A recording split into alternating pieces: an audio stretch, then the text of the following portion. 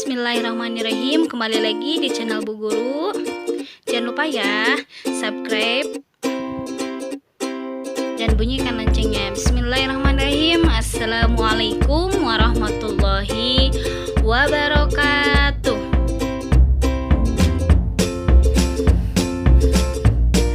Apa kabar anak-anak Bu Guru semuanya? Mudah-mudahan kalian semua selalu dalam keadaan sehat walafiat. Kembali lagi di pelajaran kelima, yaitu sholat adalah kewajibanku, dalam pelajaran pendidikan agama Islam dan budi pekerti. Jangan lupa nanti tulis nama kalian, sekolah, asal sekolah, dan kelas 3A, B, C, atau D-nya. Silahkan komen dan kalian tulis nama, asal sekolah, dan kelasnya ya. Jangan lupa anak-anak Bu Guru yang cantik, ganteng, solih, dan solihah. Sebelum kita memulai belajar, terlebih dahulu kita sama-sama berdoa. Bismillahirrahmanirrahim. Rabbi zidni ilman warzuqni fahman. Amin ya Allah ya Rabbal alamin.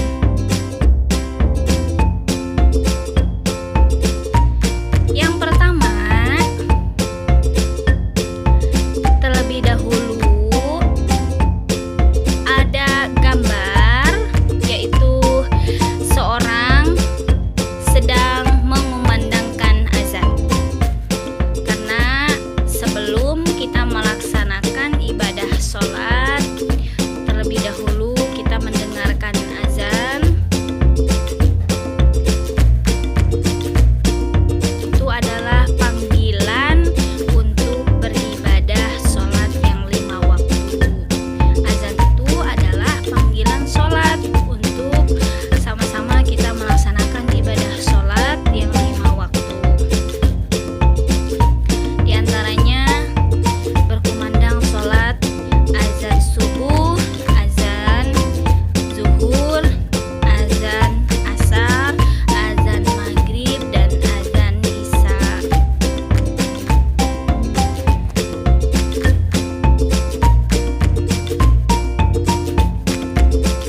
Jadi terlebih dahulu kita sama-sama mendengarkan kumandang azan.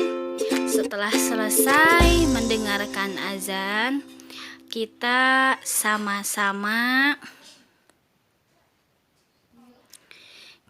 sama-sama menunaikan wudhu.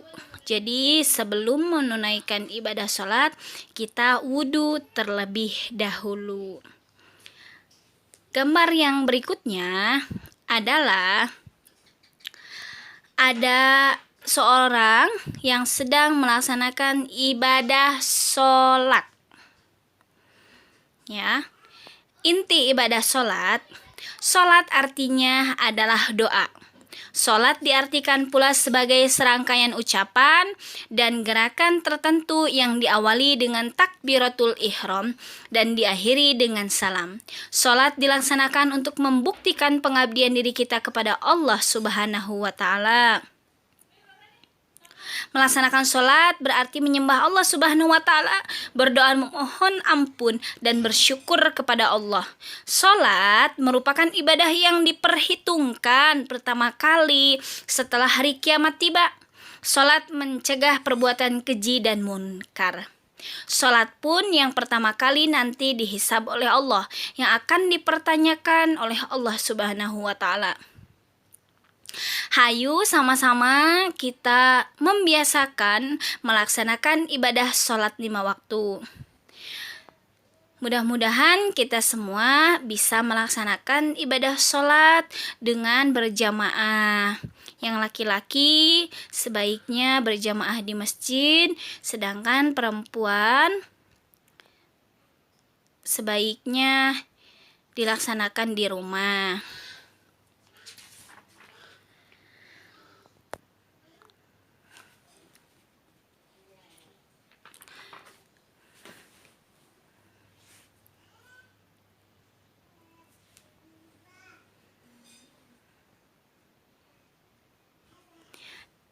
dalam Al-Kautsar ayat kedua, A'udzu billahi minasyaitonir rajim. Bismillahirrahmanirrahim. Fasalli li rabbika wanhar, yang artinya maka dirikanlah sholat karena Tuhanmu dan berkurbanlah. Itu adalah firman Allah yang terdapat dalam Al-Kautsar ayat kedua. Jadi, sholat adalah kewajiban setiap muslim laki-laki maupun perempuan. Jangan sampai ibadah sholat yang 5 waktu kita ditinggalkan.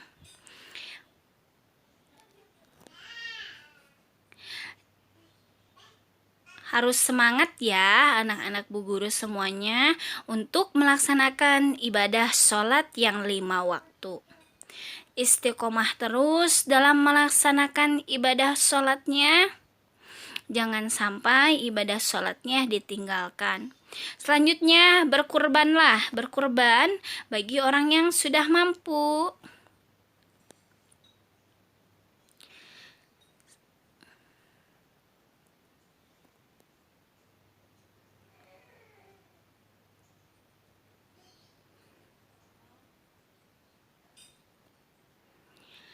Slide berikutnya, yaitu gambar berikutnya, syarat sah sholat. Yang pertama, suci dari hadas besar dan kecil. Yang kedua, suci badan, pakaian, dan tempat najis. Yang ketiga, menutup aurat. Yang keempat, mengetahui waktunya sholat. Yang kelima, menghadap kiblat. Itu adalah syarat sah sholat, sesuatu yang harus dipenuhi sebelum melakukan sholat, sehingga sholatnya sah. Itu adalah syarat sah sholat yang harus kita penuhi ketika akan melaksanakan ibadah sholat yang 5 waktu.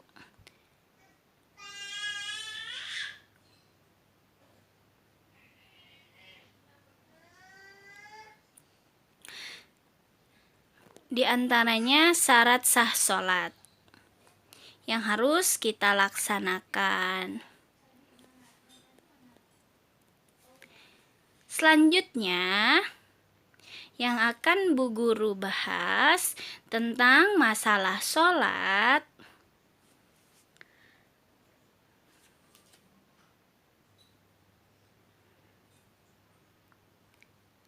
Di antaranya syarat sah sholat ya.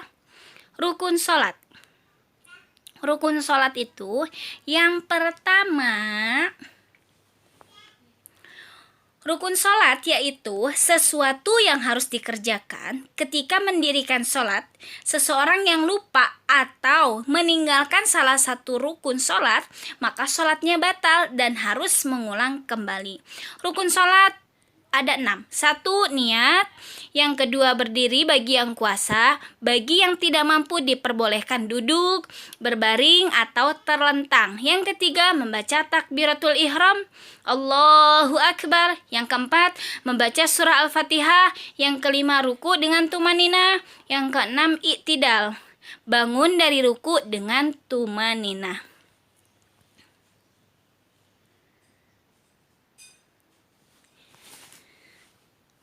Yang ketujuh, sujud 2 kali dengan tumanina. Yang kedelapan, duduk di antara 2 sujud dengan tumanina. Yang kesembilan, duduk tahiyat akhir atau duduk tawaruk yang disertai dengan membaca tasyahud akhir. Yang kesepuluh, membaca sholawat Nabi Muhammad SAW. Ke-11, membaca salam sambil menoleh ke kanan kemudian ke kiri. Yang terakhir yaitu tertib. Apa ya artinya tertib? Tertib itu artinya dikerjakan secara berurutan. Jadi dari awal sampai akhir harus berurutan ya, anak-anak cantik, ganteng, solih dan solihah. itu adalah rukun sholat yang harus kita penuhi dalam melaksanakan ibadah sholat.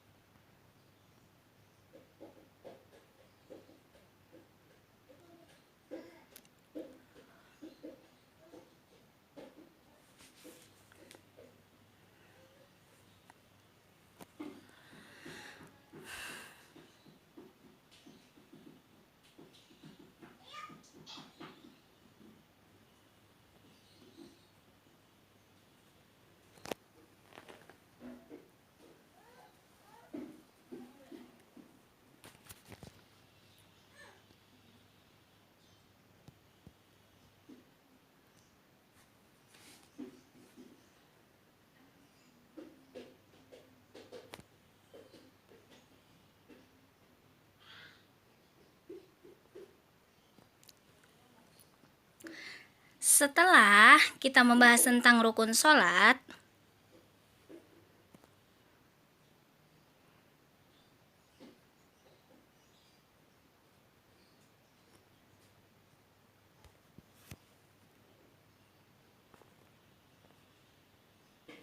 kita membahas tentang hal-hal yang membatalkan sholat. Hal-hal yang membatalkan sholat diantaranya meninggalkan salah satu rukun sholat. Yang kedua, meninggalkan salah satu syarat sah sholat. Ketiga, berkata dengan sengaja kecuali bacaan sholat. Yang keempat, banyak tertawa. Yang kelima, banyak bergerak. Yang keenam, makan dan minum. Yang ketujuh, terbuka auratnya. Kedelapan, hilang akalnya seperti gila ataupun pingsan. Yang kesembilan, dan hal yang membatalkan ibadah sholat lainnya. Jadi jangan sampai sholat kita yang tadi sudah Bu Guru sebutkan sehingga sholat kita menjadi batal. Di antaranya sholat yang fardu ada 5. Sholat fardu itu ada 5. Sholat subuh terdiri 2 rakaat, sholat zuhur terdiri 4 rakaat, sholat asar terdiri 4 rakaat, sholat maghrib terdiri 3 rakaat, dan sholat isya terdiri 4 rakaat.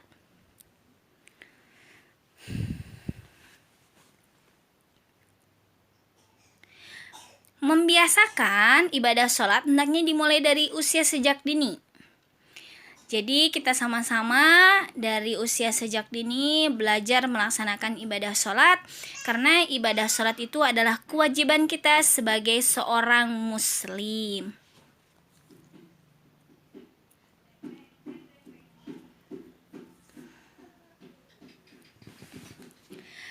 Adapun kita ketika melaksanakan ibadah sholat itu pasti ada hikmahnya. Hikmah dalam melaksanakan ibadah sholat menjadikan kita menjadi anak yang soleh dan solihah dan lebih dicintai Allah. Sholat lebih khusyuk, akan menjadi anak disiplin, menghormati waktu, dan merasa hidup tenang. Terima kasih banyak sudah menonton. Selamat untuk anak-anak Bu Guru semuanya, tetap jaga kesehatan.